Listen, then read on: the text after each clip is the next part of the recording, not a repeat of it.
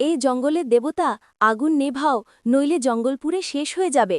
ধারাবাহিকের শুরুতে আমরা দেখতে পাই বসুকুঠির বাড়িতে রাঙা ড্রয়িং রুমে খাবার খাওয়ার জন্য বসেছে। সেখানে কৃষ্ণা বলে, বাড়িতে যা অন্যায় হলো এগুলো কখনো নিজের জন্য হয়েছে বলে মনে করবি না, কারণ তুই যদি বাড়িতে না থাকতি তাহলে আমাদের কি হতো কে জানে। তুই আমাদের বাড়িতে এসে সবাইকে রক্ষা করেছিস। এদিকে পাঞ্জালি বলে, সবথেকে বড় কথা হচ্ছে রাঙা এই বাড়িতে এসে আমাদের সবার জীবন পাল্টে দিয়েছে।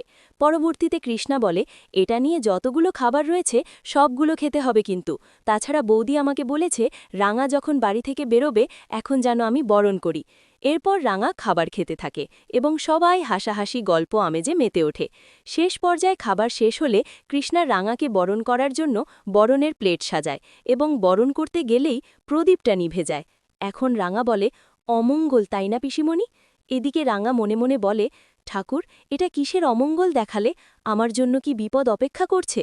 অপরদিকে অঙ্কুর বলে, দীপ নিভে যাওয়া এটা একটা কুসংস্কার। পিসিমণি, আবার প্রদীপটা জ্বালিয়ে দাও।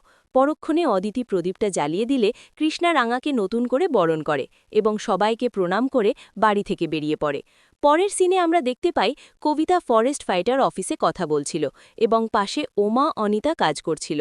পরক্ষণে সেখানে রাঙা যাওয়াতে ওমা অনিতার রাঙাকে দেখে খুশিতে জড়িয়ে ধরে আর বলে, তুই তো এশিয়া কন্টিনেন্ট চ্যাম্পিয়ন রাঙা, কংগ্রাচুলেশনস।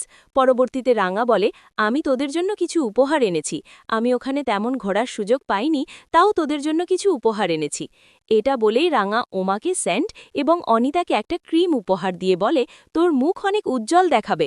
এটা নিয়ে হাসাহাসি করতে থাকে। পরবর্তীতে রাঙা একটা গিফটের বক্স কবিতাকে দিয়ে বলে, কবিতা দিদি, এটা তোমার জন্য একটা ফোন, তোর জন্য এনেছি। এটা মালয়েশিয়া, খুবই সুন্দর কথা শোনা যাবে, তোর কাজের ক্ষেত্রে সুবিধা হবে। অন্যদিকে আমরা দেখতে পাই জঙ্গলে শ্যামির গুন্ডারা চারদিকে পেট্রোল ঢেলে জঙ্গলে আগুন জ্বালিয়ে দেয়।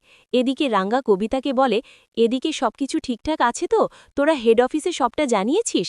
আমার কেন জানি না মনে হচ্ছে জঙ্গলে জোড়ায় জোড়ায় বিপদ আসতে চলেছে। তখন কবিতা বলে, হ্যাঁ, এখানে পুরো জঙ্গল ঘিরে নিয়েছে, সন্দেহজনক কাউকে ভেতরে ঢুকতে দেবে না। পরবর্তীতে সবাই ঘুমিয়ে পড়ে। মাঝরাতে জঙ্গলের পশুপাখিদের আওয়াজ শুনে রাঙার ঘুম ভেঙে যায় এবং সবাইকে চিৎকার করে ডেকে বলে, জঙ্গলে নিশ্চয়ই আগুন লেগেছে, না হলে আকাশের দিকে এত আলো কিভাবে আসবে? কবিতা দিদি, এক্ষুনি অফিসে ফোন করে আরও বেশি ফোর্স পাঠাতে বল।